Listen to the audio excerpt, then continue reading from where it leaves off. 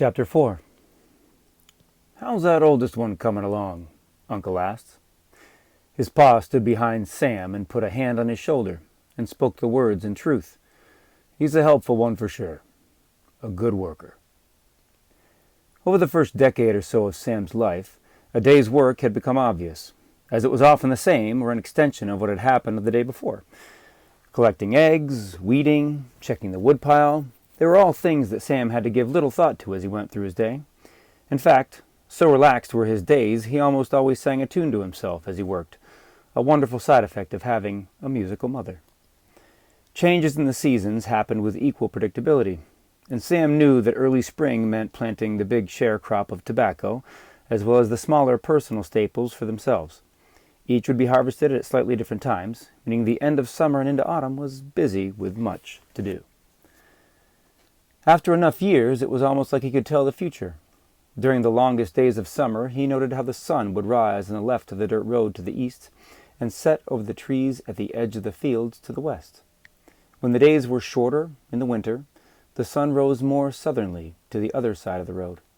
He'd watch the moon trace similar paths through the sky, still east to west, though it rarely followed the sun's line exactly. His father had a special affinity for the night sky and had taught Sam how to connect the tiny glinting specks into animals, a hunter, and something his dad called the Big Dipper. His father also taught Sam how many nights between new and full moons. Sam loved to stay up late and watch the primrose flowers open as the blue of the full moon touched their petals. "Gonna have 13 moons this year," his father mentioned as they stepped outside after dinner one night to check the chicken coop. 13? Sam asked. "It's 12, isn't it?" "Most years," he replied. "This year's got one extra. That's what the almanac says.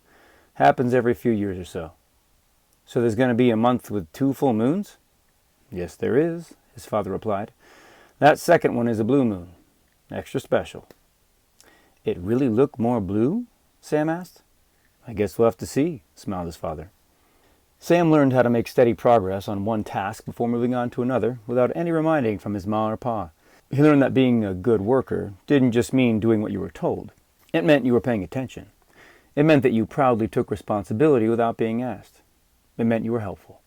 After all, there was always something to be done. If he saw the water in his mother's sink bucket was low, he'd bring more from the well. Same with the wood pile for cooking. His little sister would collect eggs, but Sam made any repairs on the chicken coop, and he'd even do the butchering from time to time. Sam soon realized there was always something that needed doing before the doing. Every so often, when he was getting water from the well, the rope would break on the first pull. He'd have to find a new rope, figure out a way to fish the bucket out, then reattach it before even starting the job of pulling water. If he had to fix the chicken coop, he would run out of nails. He'd have to go out to the scrap wood pile and pull nails from older boards. Even when things were going well, there would be bumps in the road. They'd be harvesting the corn, and sure enough, the weight would tear a hole in the garden basket. Indeed, there was always something. Of all the jobs he had, he liked the planting the best. Whenever he plunged his hands deep into the dirt, he felt a sense of calm. Naturally, he was happy to take any seed or partially cut tuber his mother would offer and try to grow it. He loved the root vegetables the most. They grew deep. His mother would often brag to others about how she never had to have her hands in the garden, as Sam would take care of everything. He had a good rotation of onions, sweet potatoes, carrots, and even ginger. Above ground he had vines, including peas and tomatoes. There was okra and even tall stalks of sweet corn, as long as they could keep the raccoons out. Growing things never felt like work to Sam. It always felt like playing in the dirt with a little added patience that gave reward after time. It wasn't long after Sam learned about the blue moon that his father mentioned a bit more help was needed out at the Cunningham's plantation, and in addition to the job Sam already did around their small homestead, he'd soon be making money by working alongside his father and others. His father came to him and said, "Time to make yourself useful." Of course, Sam was already proud that he was quite useful to his own family. Well, now he'd be useful for someone else and get to put a little something in his pocket. The very next day, Sam started at the Cunningham's plantation, where his father had worked since Sam was a baby. Abbott Cunningham, the owner, was giving Sam's father an extra 20 cents a day to have Sam join him anywhere they needed help on the property. His father reminded him this would be a starter job. A reputation for good work could take you many places in the world. There was more to life than feeding horses and cooking for people in big houses.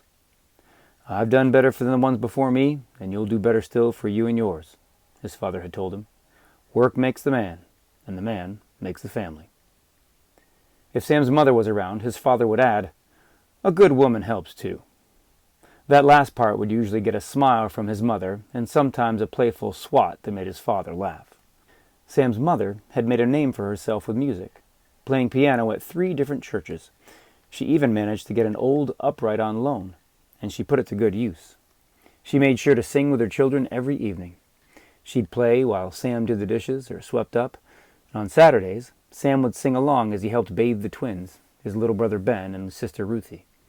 Sam sang so much and so well that his mother would bring him along to sing at the services. "That child's got the voice of an angel," the ladies in church would say. While Sam enjoyed the praise and attention he got at church, it did make for busy Sundays. Sam's mother had promised him she would find even more places for him to sing when spring came this year. Sam wondered where those places were. "Church ain't the only place people sing. You got the gift of song, you gotta use it," his mother pronounced one day with a confidence only mothers have. He does," his father nodded in agreement. "After all, you sure were singing when we made him." His mother slapped his father across the back over and over as he giggled in mock protest. Sam couldn't tell if his father's tears were from his mother's slapping or his father's own laughter. His father turned to Sam, a huge smile on his face and a twinkle in his eye as he wiped his cheek and kissed the air toward his mother. He spoke to Sam with a warmth that all proud fathers have. "Ain't a better gift a soul can give than bringing a smile with a song. That voice you got, that music you got in you, that'll take you places, yes it will. Don't you never stop, you hear?" His father wasn't a singer himself, which made him even more proud that Sam was. On hot summer nights, his mother would play that piano hotter than a skillet, while Sam let his voice wail and fly. His father would scoop up Ben and Ruthie in the kitchen and spin them high in the air. Maybe his father couldn't sing, but nothing could stop that man from dancing. And there was nothing that filled Sam up more than a kitchen full of song and dance. The day Sam started working, Mr. Cunningham told Sam's father it would be in the garden. Sam quickly discovered that "in the garden" meant anywhere there was dirt. Weeding flower beds, clearing drainage ditches, felling old trees, and even digging fishing worms for Mr. Cunningham's son, Seamus. It all fit within the definition of gardening, and that was fine with Sam. After all, he liked the dirt even more than most boys did. In the middle of working, he'd often drive his hands deep into the earth, burying them completely into the thickening coolness and try to feel what seed would plant best underneath. Singing with his mother had taught him to listen for the harmonies, and Sam always felt there was a faint voice or a song or maybe a rhythm coming from beneath the ground that he couldn't quite hear. He swore he could almost feel them in the earth. Sometimes a melody would occur to him, and he wondered if it was a song from his own head or if he was finally hearing the music from deep within the ground itself. Today he found himself humming one such tune as he weeded and tended to the rose bushes lining the sides of the main house. It was a pale yellow plantation-style home with a wide porch that welcomed guests to the front door. Sam stared past the second story of the house and up into the clouds. "I wonder if there are even bigger houses out there," he thought.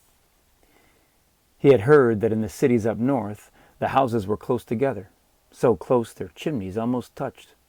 "I wonder where they grow their food," he mused. He wondered if there were churches in those cities where he could sing with his mother.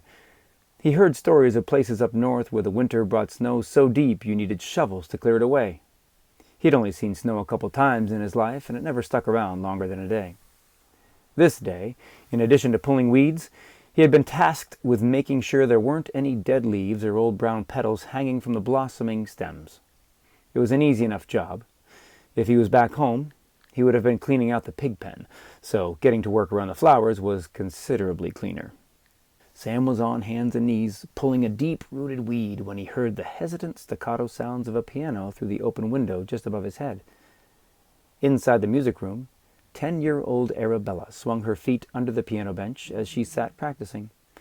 The rest of the room held carefully arranged cases of a banjo, a guitar, a mandolin, and a fiddle. Featured in the center of the room was a shiny, black, grand piano. There was nothing grand about Arabella's playing, however. She was currently making a sour face while working on a simplified version of Für Elise. Each time she played through, there were a few notes where something didn't sound quite right. She made another attempt, but once again something made her scrunch up her nose. She sat discouraged, looking up at the music, then at the keys in front of her, when her ears perked up from the sound coming from outside. "Ooh," a voice sang. Arabella looked over at the window, then down at the piano keys. "Ooh," the voice sang again. Arabella reached forward and played a note on the piano. It was close, but not quite the same as the voice outside. Again, the voice sang the note. "Ooh." Arabella eagerly played another note, then another, and another until she finally found the one that matched the voice. Excitedly, Arabella started the phrase of Für Elise again, slowing at the part with trouble but playing through it correctly. She stopped, clapped her hands, and ran to the window. She couldn't wait to meet the person that belonged to the helpful voice. "Thank you so much," she exclaimed. "I couldn't find that note for the life of me." Her head poked out the window and she looked back and forth, but the only person outside was a young boy, one of the help, pulling weeds. "Who was that, singing that note out here?" she asked. "That was me." Sam sang the right note again. "Ooh." "Weren't nothing." "Well, I'll be," Arabella said under her breath. "Do you play piano?" "Mostly sing in church is all." Arabella looked Sam up and down, and noticed the colorful weeds in his hand. "Are those for me?"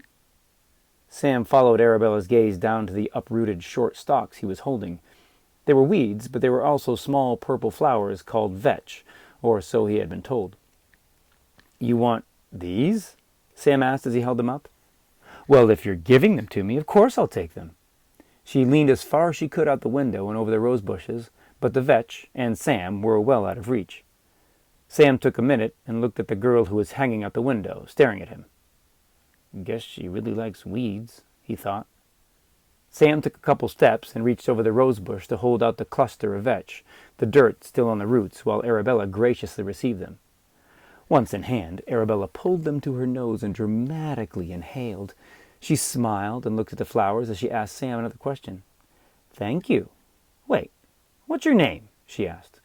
"Sam, miss," he answered automatically. Having no hat to tip, he nodded his head slightly before adding, "Nice to meet you." "I'm Arabella. Nice to meet you as well," Arabella responded with a curtsy. "Since you're at the window now, do you want to watch me play?" "I should be weeding." "Should or shouldn't, that's always the question, isn't it?" She finally took her eyes off the flowers and turned her gaze to Sam, sizing him up with a quick up and down. "Suit yourself." Sam stepped back to where he left off and got his hands back in the dirt. Arabella returned to her piano and sat with a poof of her dress. She set the flowers down, dirty roots and all, on the bench next to her, and started to play.